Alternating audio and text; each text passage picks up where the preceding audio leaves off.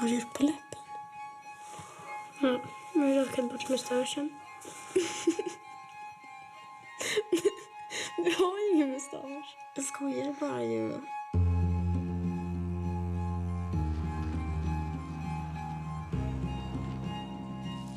Oj, det måste ha varit jättedyrt, eller? Jag tänker inte på det. Jag är lite uppmuntrad bara för att jag var så duktig.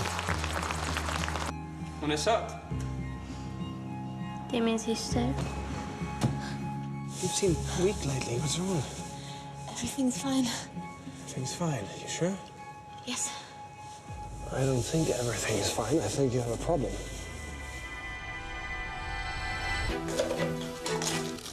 Hör, vad gör du?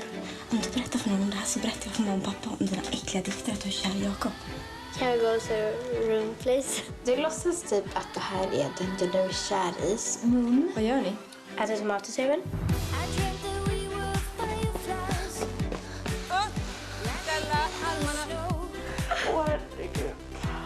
Ska du ha den eller? Stella, du är så jävla dum i huvudet. Jag kommer aldrig hjälpa dig igen. Du förstör för mig, Stella, fattar du det? En uppsikt till mig, ta av dig den! It's gonna be all right, huh? Men sluta, vad